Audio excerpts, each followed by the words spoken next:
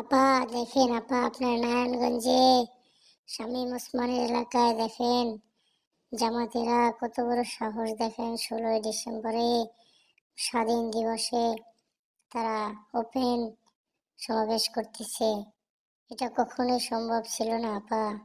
আপা আপনি শামীম ভাইকে পাঠিয়ে দিন, আমরা আবার খেলবো মাঠে। আপা আপনি আবার টুস করে ঢুকে পড়েন আপা। দেখেন শামীম ভাইয়ের এলাকায় দেখেন কত কত বড় সাহস, জামাতেরা ওপেনলি এভাবে সমাবেশ করতেছে আপা, আমরা এটা মেনে নিতে পারতেছি না আপা। আপনি শামীম ভাইকে পাঠিয়ে দিন। কি অপরাধ ছিল আমাদের সেই বন্ধুদের ভাইদের?